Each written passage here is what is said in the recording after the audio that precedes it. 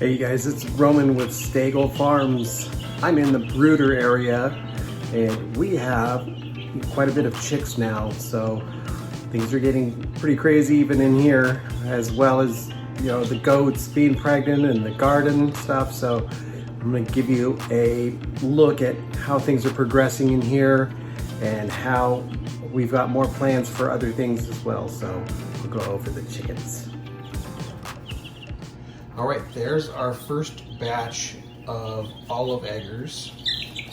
And we do have one Morans in here as well.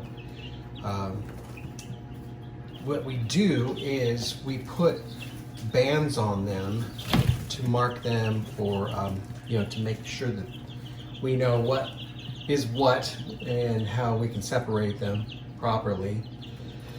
But yeah, they're growing out really good. We did have one chick that didn't make it, but other than that, we're doing pretty good. These guys are getting huge really fast. I'm surprised at the growth already and how fast they're growing compared to these guys over here. Sorry about the messy heated top, but these guys are like about a week old now, so you can tell they're pretty tiny. Pretty cute though. I like these little white ones. Good looking little birds. We have a couple gray ones out there, so that's exactly what this one's going to be, a little gray one. So let me see, perhaps. No, that doesn't have any band on it. I wanted to kind of like show you how we band them. I think they're probably underneath here. You know these guys. Let me just put this up like that. See if perhaps find one. There's one. See they're little rubber bands, and we had a friend that told us that these are probably the best way to do it. They're really loose on them. They're not, you know, straining on them at all. So that's how we tell the difference. That's a little good amount right there, birds. We had to put one of the Morans, there was two of them from the first batch, and one of them was just so small you can't even tell that we have one of the first Morans in here, because it's, well, I guess this one is probably it because it looks pretty big. Yep, that's it, because it's a little larger, but you see the bands on that one.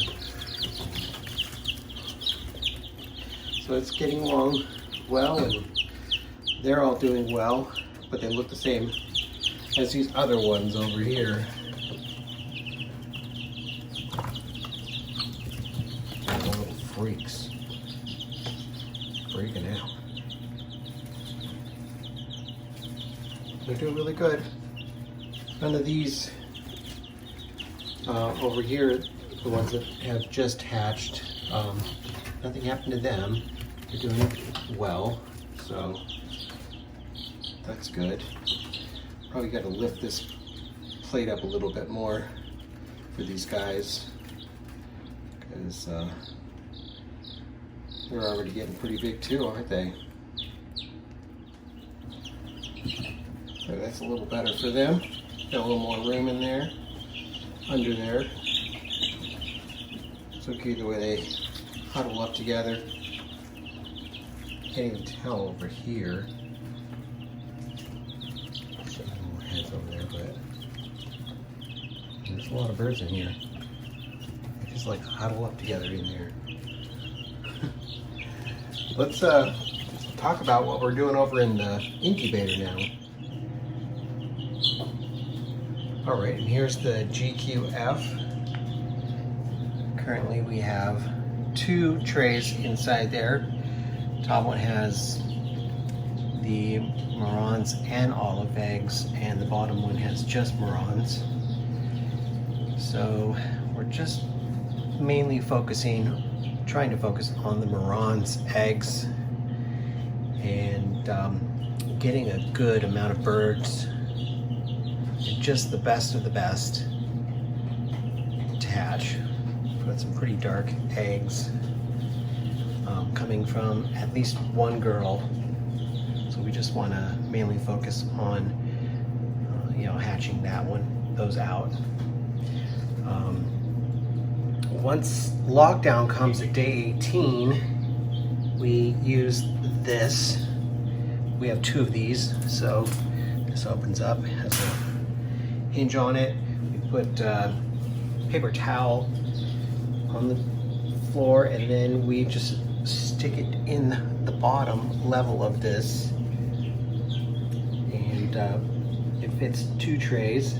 So we have 2 of these, and the way we do it is we put if we have 2 different types of chicks, like the olive eggs and the Marans, we'll separate them that way. And then, like I said, we use these are the bands that we have here, the rubber bands that we put to separate them once they do hatch. So things are really going well. Good little system. Got our calendar over here, just like we have inside the greenhouse. We mark everything as far as dates, when we plant stuff, and then when we put chicks in here and put them on, when it's time to put them in lockdown. So we have everything all written down. This is a really good system that we use for the water. It's just piped in here. And I was thinking about teeing it actually for both this and the hatcher. This is strictly just for hatching, whereas this one has you can see the tilting mechanism in there, so it tilts on a timer, whereas this is just flat for hatching.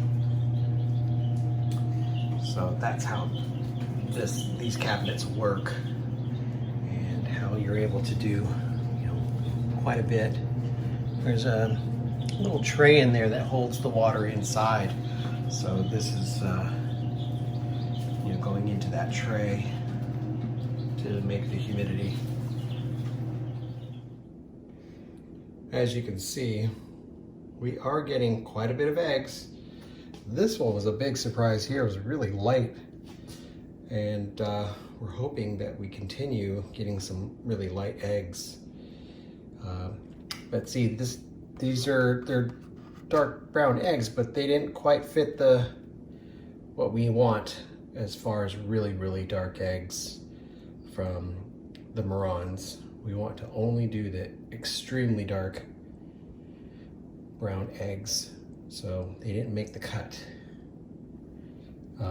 We did put some of these other ones inside that were like, a little bit more speckled on that one tray. So that's about all we're doing with the Easter eggers. We have plenty now, so we don't really need to go any further with that.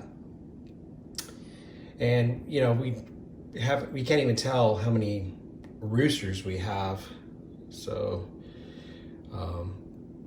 we have to kind of wait on that and get a good count, and then separate those, and then eventually we want to use them also for meat as well, so we could do that and just be more sustainable. They're really good dual purpose birds. Marans are huge, they get pretty big, so they definitely fit the mold for a dual purpose type. And with the olive eggers, they're really prominent as far as the Marans, part of them. So they're just as big as like a Marans type hen, or rooster too. So eventually we'll throw some of those roosters out there, and you'll see those progress as well.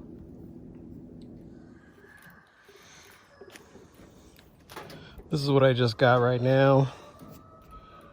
It's a good looking olive egg, pretty dark there. And you have Pretty light one there. And this little speckly.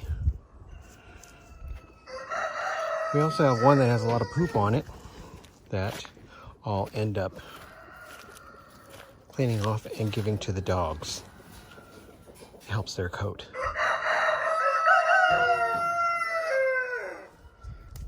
Still nothing from this Americana. We're just waiting patiently. We need some blue eggs really bad. This bird is so skittish. They pick on her a lot. She's like she's pretty much the bottom of the barrel here as far as how they treat all the birds. She gets the worst of it, unfortunately. But that's her buddy she came with. It's another Moronsi. They both get picked on. Kind of a bummer, but that's what you call a pecking order, right? So that's a nice little update. I gave them 2 eggs, 1 each. So stay tuned for more stuff from these chicks. We are just going to be going gangbusters with this. And also we have meat birds on order, so those are coming soon. We have some pigs coming, and tomorrow we're going to get something. Stay tuned for that. It's another surprise. Stay gold.